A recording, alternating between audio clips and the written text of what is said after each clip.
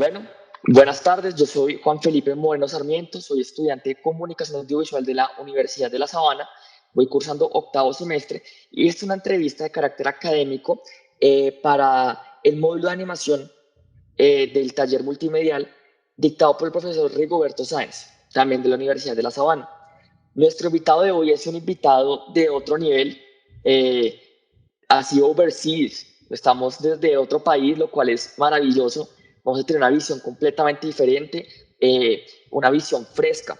Le doy la bienvenida a Josué Rodrigo Contreras, ¿sí?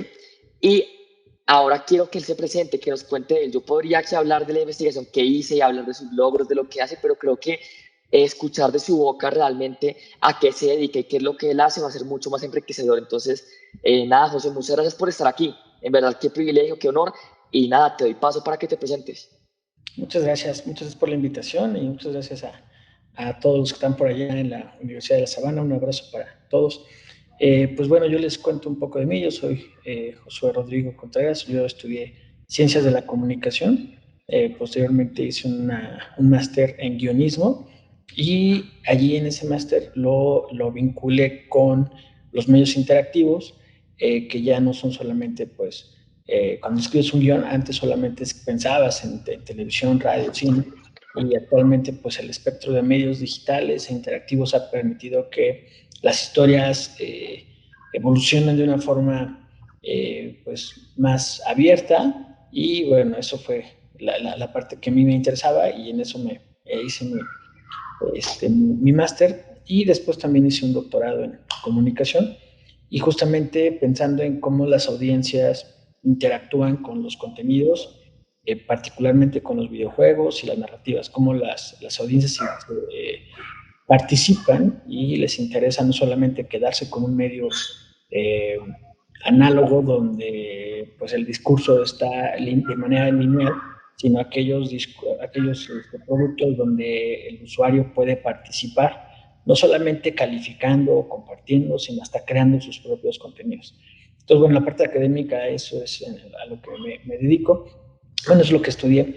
En la parte ya profesional, cuando estudié comunicación, pues me especialicé en la parte audiovisual. Entonces estuve trabajando en televisoras, ¿no?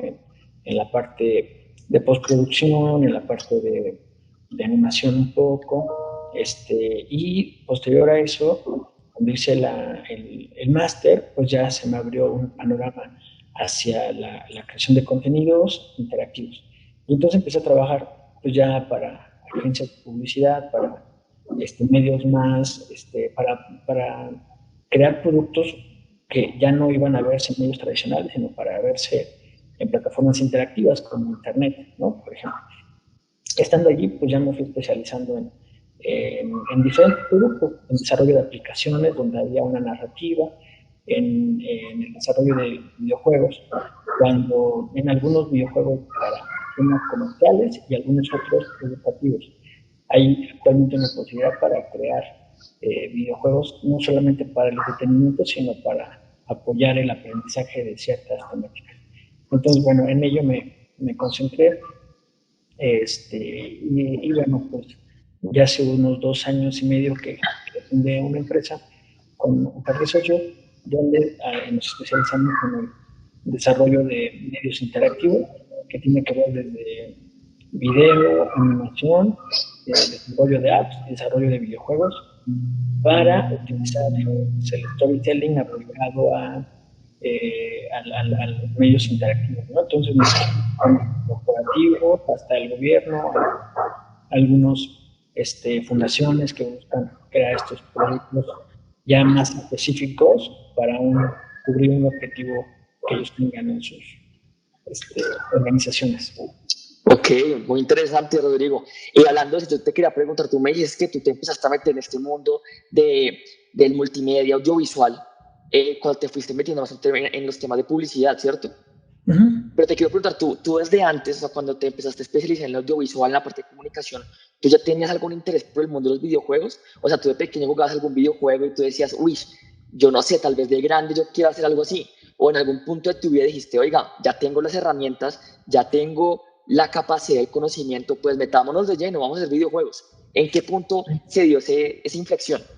Fíjate que en mi caso fue al revés, porque yo de niño siempre fui gamer. Yo crecí jugando Super Nintendo y Nintendo 64 y PlayStation, ¿no? Entonces, pero en aquel momento yo veía que no tiene tanto, la verdad, no tiene tanto, suena como a la prehistoria, pero en aquel tiempo yo no veía una opción de dedicarme a hacer eso que me gustaba, que eran los videojuegos. Lo veía como una forma de entretenimiento, ¿no? Entonces, por ejemplo, me encantaba jugar juegos como Donkey Kong, por ejemplo, que eran de mis juegos preferidos de niño, pero yo lo veía muy lejano a poderlo hacer un día, ¿no? O sea, yo pensaba que en México, que es donde vivo, y en general América Latina, yo veía lejano el que pudiéramos estar haciendo videojuegos, ¿no? Entonces yo lo veía como algo bien independiente a mi carrera profesional. Lo que sí veía factible era dedicarme a hacer videos, ¿no? Para la televisión, para el cine, para publicidad. Ahí sí lo veía muy factible y en eso estaba.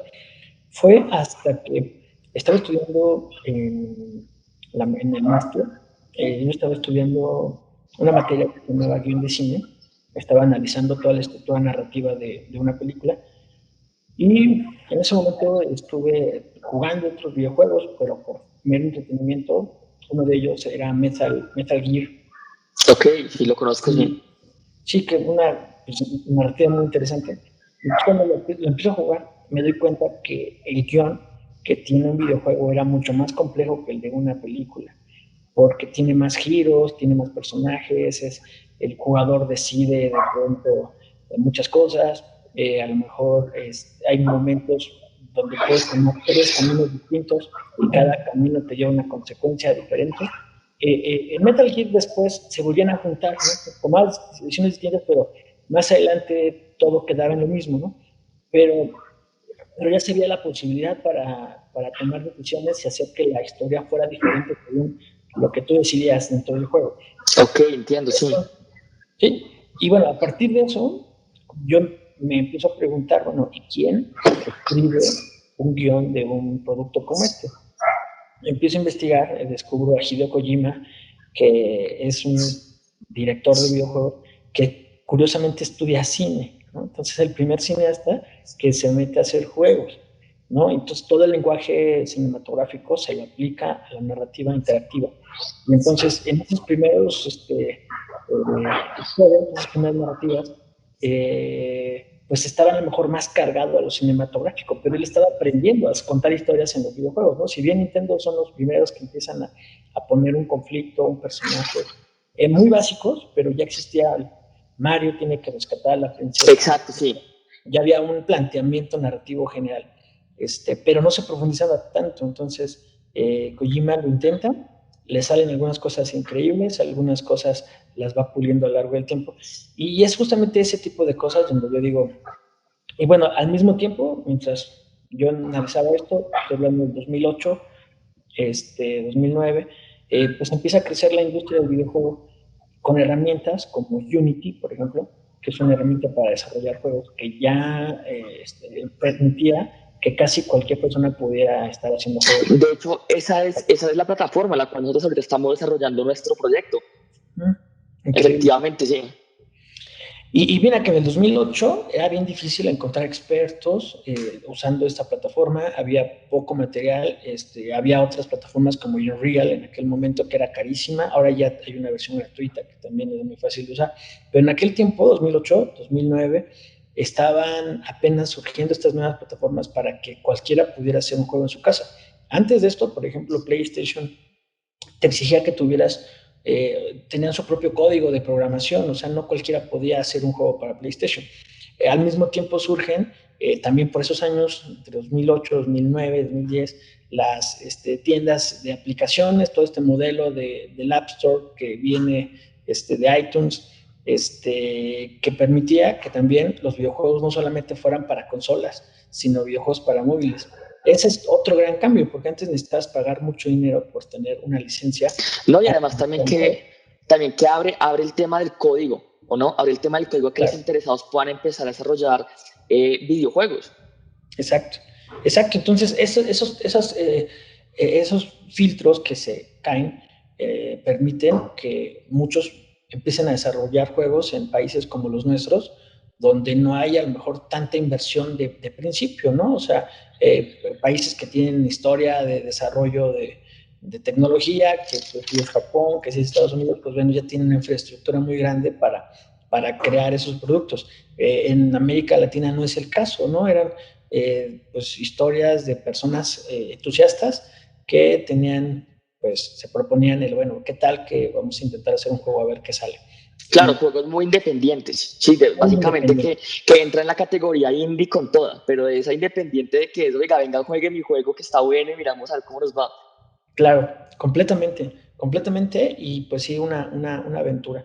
Y entonces ese es como el principio, ¿no? Del que se abra un poco las nuevas plataformas para poder publicar videojuegos en plataformas más accesibles, el que llegue a haber herramientas también mucho más accesibles, y por un lado, en mi caso personal, el descubrir este mundo que era la narrativa, que yo por ahí llego, ¿no? Por cómo Claro, contar sí. historias, que ese era como lo que a mí desde niño sí me encantaba, ¿no? Cómo escribir un cuento, cómo hacer un guión de una película, cómo hacer un guión de televisión, eso es lo que me apasionaba. Y los videojuegos con narrativa, pues me parecían interesantes también, pero en aquel de niño las historias no eran muy profundas, eran juegos muy básicos, ¿no? Ok, sí. Y eso me pareció muy interesante. O sea, pues yo te lo comenté, yo soy el monitor de Jerónimo y la verdad, pues tenemos una buena relación y yo, pues hice el diplomado en guión audiovisual con él, toda la cosa, yo soy fanático del guión también y me pareció muy interesante lo que me cuentas de cómo es que en un punto sentiste que te fuiste a hacer tu doctorado en torno a la motivación ligada por cómo analizo y cómo entiendo estas estructuras narrativas del mundo audiovisual y me percato que hay una frontera nueva e inexplorada en el mundo de los videojuegos. Y eso me parece maravilloso en el ámbito de que yo siento que también tú lo ves mucho como voy a llegar a meterla con todo siendo latinoamericano y a ser pionero en el diseño de videojuegos, porque es lo que tengo entendido, tú estás más ligado hacia el diseño de videojuegos que el ámbito técnico de programación, de sentarse y el modelado y pues toda esta parte que aunque es muy importante siempre es un poquito engorrosa, ¿no? Siempre requiere cierto nivel de práctica. Claro. Sí, fíjate que algo que ya cuando, ahí por el 2010, entro ya a desarrollar videojuegos, primero como guionista y como game designer, y entonces me encuentro por primera vez con un equipo de producción de videojuegos, donde parte de lo interesante es que aprendo a entender los diferentes perfiles que existen cuando hay que hacer un juego, y como escritor o como creativo, cómo comunicar un concepto a este equipo.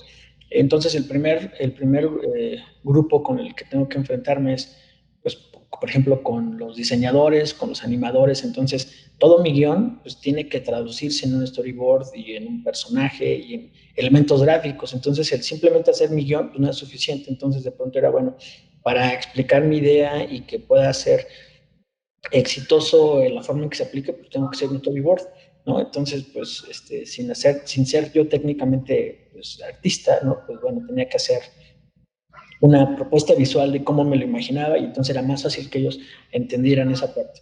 Después estaba otra parte que era el equipo de programadores, ¿no? Que son, sí, pues ingenieros en desarrollo, y con ellos era otra habilidad, bueno, ellos cuando yo les explicaba cómo estaba yo visualizando el videojuego, de pronto era súper difícil porque yo pensaba en guión y ellos piensan en procesos.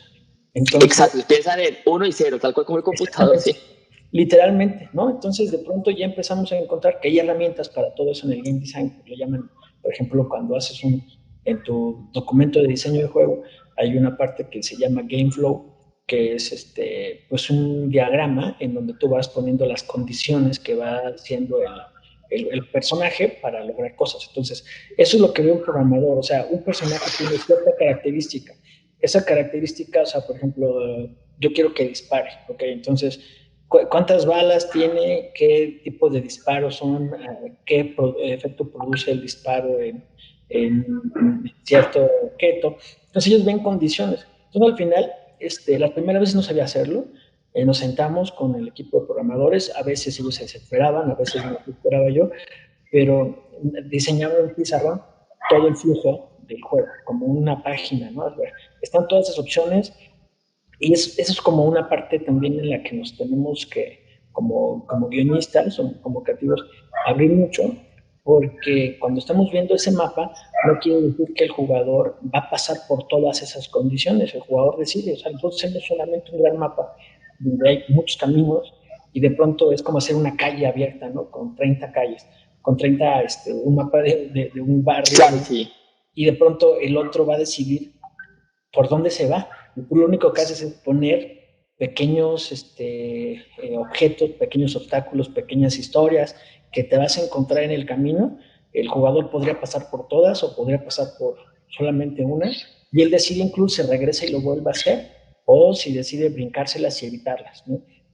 Entonces todo eso es un flujo que cuando lo aterrizas con el equipo de desarrollo, pues es una experiencia interesante, ¿no? Toda tu idea la traduces en condiciones, como dices, ceros y unos, que bueno, ya es mucho más aterrizado. Claro. No, y me imagino también que como tú, que tú te iniciaste en el mundo del audiovisual, del cine, la televisión, pasar a este otro equipo de trabajo con otros miembros del crew, ¿sí? Diciendo, ok, o sea, yo ya sé cómo se transmiten ciertas cosas, pero ahora cómo se lo hago a ellos. Y ahí viene mi pregunta importante y es, eh, tú me dices que tú empezaste en este mundo, ¿sí? Te fuiste interesando por esta nueva frontera de posibilidades. ¿Cómo fue esa transición? O sea, ¿cómo fue que hiciste? ¿Cuál fue esa oportunidad específica en la cual tú te ganaste la confianza de ciertos directivos o de ciertas personas, digamos, del alto mando, para que dijeran, oiga, Rodrigo, usted dice que está interesado, pues venga, se va a encargar de diseñar esto y esto y esto? Y te lo pregunto por qué, porque más allá de que me cuentes tu anécdota, quiero que nos manifiestes también los canales de este video, ¿qué puede hacer una persona que quiera seguir los pasos que tú has trazado? O sea, ¿cómo puede llegar a ese punto en el cual tenga que experimentar y sentir este nuevo panorama de construcción de videojuegos? Ok, fíjate que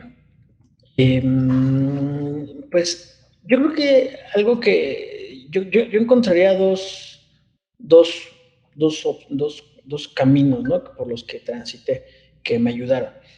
Uno de ellos fue el que pasé por un proceso académico, ¿no? Eso me ayudó mucho, que estudié una maestría donde había un curso y un experto que me iba a ayudar a contar historias. Curiosamente, ese experto, pues no era experto en videojuegos, ¿no? Era experto en cine, en literatura. La mayoría de mis maestros en la maestría eran dramaturgos, escritores, ¿no? Entonces, por un lado, tuve esta parte como de formación, donde alguien te decía cómo estructurar y contar una historia, que eso aplica para cualquier plataforma. O sea, quien sabe contar una historia sabe contar un chiste o sabe contar, o puede escribir una carta, ¿no? Porque sabes por dónde empezar y cómo terminar, ¿no? Entonces, por un lado, el que me acerqué a la parte académica, ese creo que me ayudó mucho, porque me ayudó a darme un poco de seguridad. Cuando uno empieza y depende, pues, cuando es autodidacta, pues de pronto sí puedes investigar mucho, pero a veces puedes dar muchas vueltas y no estar encontrándote por el camino preciso. Y el que tengas un tutor te ayuda para decirte, esto está bien, esto creo que puedes buscar por otro lado, ¿no? Entonces creo que eso fue una forma importante. Eso, pues sí, es muy académico. Y la otra fue que en ese tiempo existía en México un blog que se llamaba Motor de Juegos, un blog de estos que creo que ya no he visto que haya tantos, donde la gente escribe, ahora todo es videoblog con videos, ¿no? Pero en aquel tiempo era una página de internet que, donde Motor de Juegos era una página especializada para gente que le interesaba el desarrollo de videojuegos. Entonces allí había gente que publicaba entradas acerca de cómo hacer un personaje, y a lo mejor ellos hacían su personaje y subían capturas de pantalla de cómo lo iban haciendo. Miren, hice un personaje y así empecé con el boceto, después hice el rig, hice el etcétera, ¿no? Y yo me interesó ese canal y se me ocurrió empezar a subir los fragmentos de mi tesis, porque estaba yo haciendo mi tesis era como, bueno, investigación terminal, ¿no? Esa investigación terminal era sobre cómo hacer un guión para un videojuego, porque aunque no lo crean, no había libros específicos que dijeran, Ok, no había libros, o sea, yo como guionista quería proponer, bueno, si alguien quiere hacer un guión de un videojuego, qué hay que hacer. Y no había un libro que te dijera puntualmente qué hacer. Claro, o sea, como marcar ese hito como el libro del gurú de escritura de videojuegos, de la misma que Maki hizo su Biblia del guión y si Phil hizo la suya, tú te metiste por el lado de, bueno, yo voy a marcar este hito. Interesante. Y fíjate que mucho más básico que eso, porque o sea, estos gurús que comentas, pues ya de plano ellos se encargaron leyeron tantos guiones de cine que encontraron la fórmula de cómo hacer el guión perfecto, ¿no? Los más exitosos, los más La fórmula. la fórmula cumplen con estas características. Yo iba para lo más básico, o sea, si yo quiero empezar, ¿qué paso sigo? ¿No? Bueno, existen tantos tipos de personajes, los jugables y los no jugables. Ok. Después están los protagonistas. ¿Qué hago? Pues hay un protagonista que necesita un ayudante y un enemigo. Ok. Entonces, así cosas muy, muy básicas. Ese era como mi objetivo dentro de eso, dentro de la maestría. Y cuando empiezo yo a, a profundizar bueno, cuando empiezo a avanzar en mis primeras, pues, investigaciones, mis primeros capítulos, se me ocurre algo muy básico, que es los capítulos que ya me aprobaban, los publicaba en este blog que se llamaba Motor de Juegos. Entonces, o sea, simplemente compartir lo que estaba yo haciendo. Y como eran muchos geeks interesados en el tema, sí me contestaban. O sea, de pronto les decía, a ver, acabo de encontrar esto. Y de pronto me contestaban cosas más interesantes a veces que mi propio tutor de la maestría. Entonces me decían, eso está muy bueno, pero hay otro autor que habla de lo mismo y profundiza más, ¿por qué no lo revisas? Y entonces, pues empieza a ser como una conversación en este blog. Pues yo desinteresadamente compartía lo que encontraba, ¿no? O sea, honestamente. Claro, una construcción comunitaria en pro de un nuevo panorama teórico sobre la construcción de videojuegos. Así es, y ahora que lo comentas se escucha muy, muy, muy profundo, pero yo no tenía tan claro eso en ese momento. O sea, simplemente era, ya acabé algo, lo voy a compartir, a ver qué pasa. Así, de forma mucho más ingenua todavía. Y entonces publiqué muchas cosas en Está ese yendo blog. un poquito la señal, te oigo entrecortado. ¿Tú me oyes a mí? Yo sí te escucho bien. ¿Me escuchas Hola, mejor? hola. Hola, hola. Híjole, Hola, pues. hola, ya te oigo mejor. Sí, se trabó, se coge un breve instante ya. Ya volvió toda la normalidad. Muchas gracias. Bueno, repetir el último que decía. De una, sí. Cuando comienzo con esta parte, yo no tenía mucha ambición y era una escritura muy, muy ingenua, ¿no? El compartirlo para que lo lean y si alguien me da su opinión está bien. O sea, yo no tenía mucha ambición de que esos escritos llegaran muy lejos, pero llegan a personas que lo leen, que trabajaban en la industria.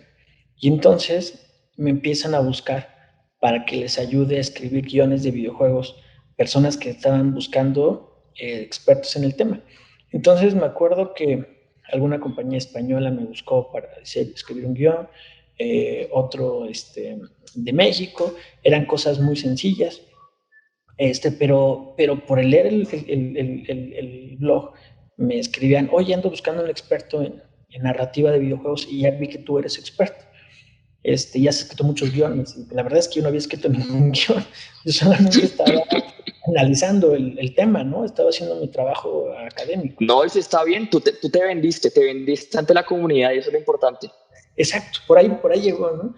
Y de pronto llega ya una empresa mexicana, y el que por un tiempo, pues bueno, llega alguien, lo lee y me escribe y me dice, oye, me gustaría hablar contigo y nosotros tenemos una empresa de tecnología donde desarrollamos videojuegos y tenemos el plan bueno, desarrollaron aplicaciones y learning, muchas cosas. Queremos hacer un juego para niños. Me gustaría conocerte. Entonces, voy a una entrevista con él, platicamos y pues después de la plática me propone el trabajar como líder de un equipo creativo para hacer un videojuego. Y así empezó, ¿no? Entonces, la verdad es que esta persona yo no la conocía, pero a través de que leyó el blog fue que se interesó en platicar conmigo y entonces de ahí surgió la primera. Y eso fue como muy afortunado porque yo no tuve que buscarlo, ¿no? O sea, yo todavía no acababa ni mi tesis, estaba yo todavía trabajando. Entonces él me busca, tenemos esta práctica, hacemos un videojuego en 6 meses, lo iba a financiar algo así como el Ministerio de Educación de aquí de México. Entonces hacemos este juego y entonces a partir de eso, pues ya empiezo a conocer a otras personas y ya ahora sí ya tenía yo un juego que poder compartir, ¿no? Pero en esa oportunidad, digamos, que era, pues es como la gran pregunta, ¿no? ¿Cómo hago que confíen en mí, productor, que fue como dijiste? Está bien difícil porque pues, te piden todos que tengas un producto terminado.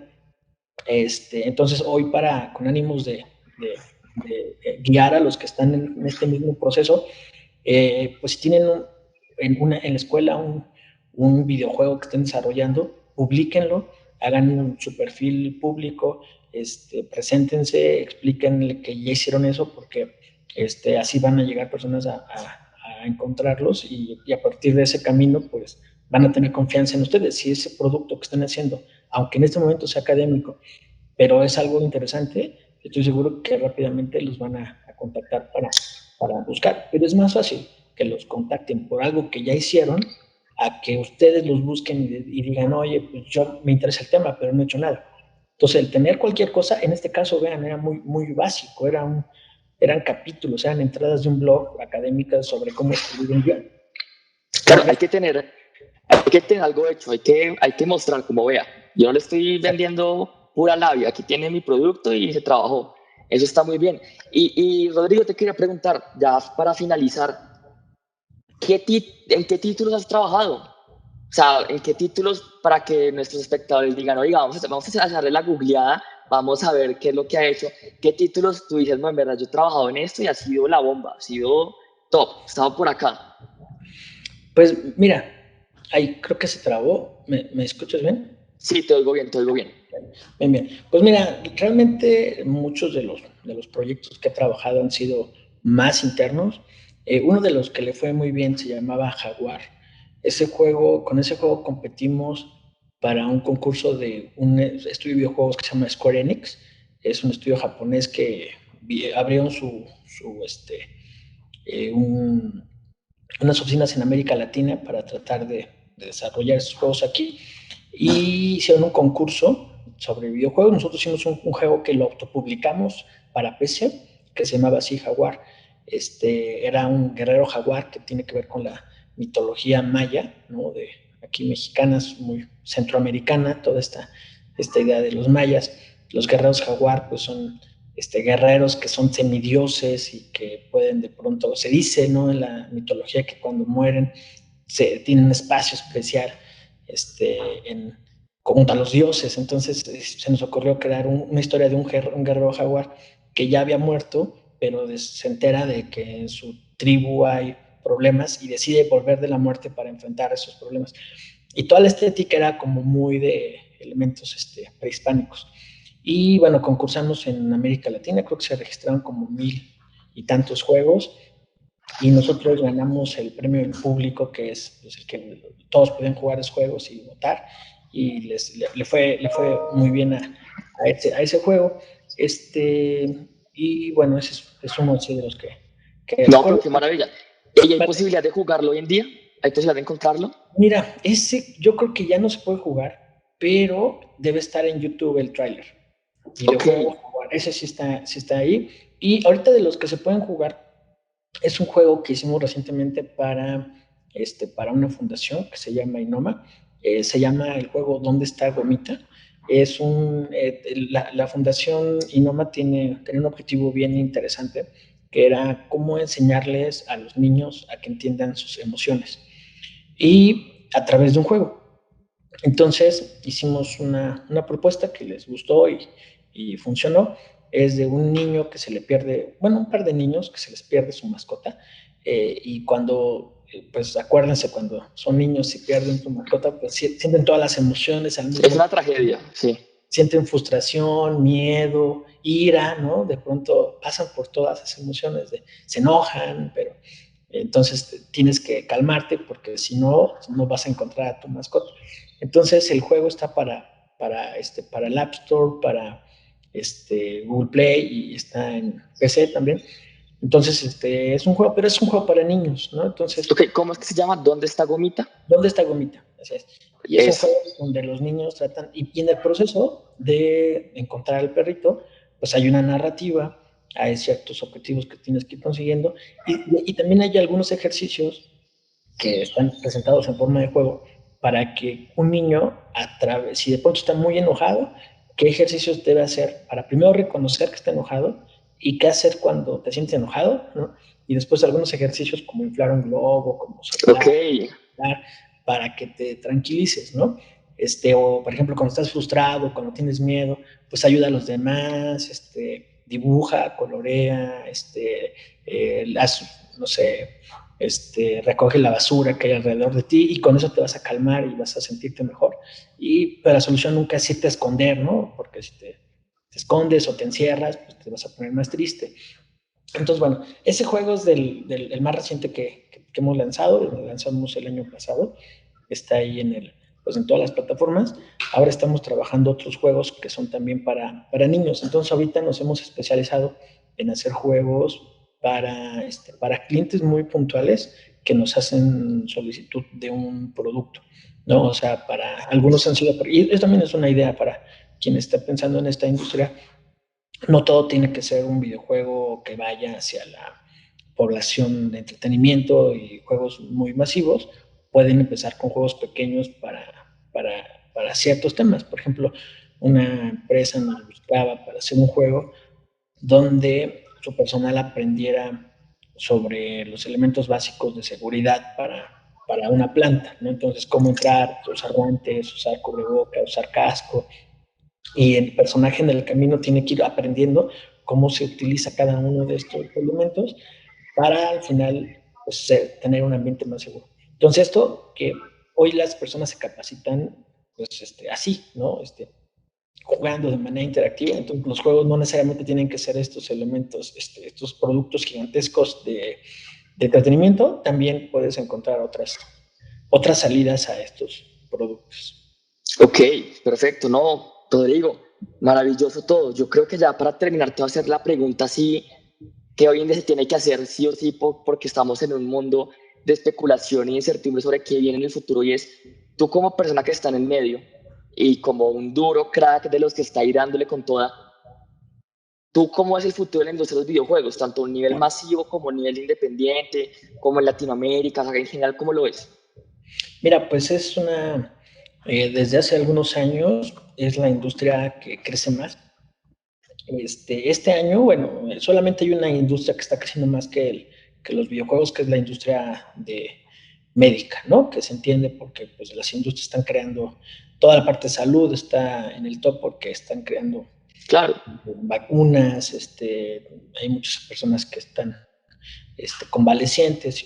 Bueno, entonces solamente la industria médica es la que está más alta que la industria de los videojuegos.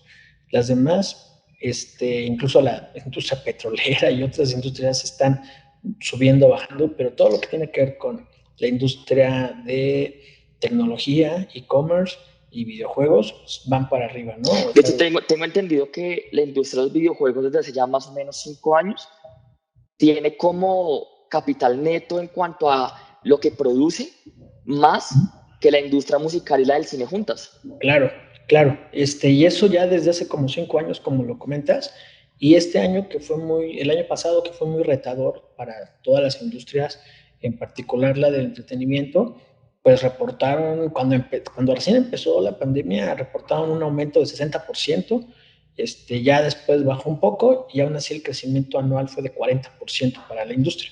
Entonces estamos frente a una industria que está creciendo mucho, los videojuegos junto a los esports particularmente. Yo veo en los esports incluso una industria en sí misma, ¿no? Que parte de un buen juego. Es el insumo básico.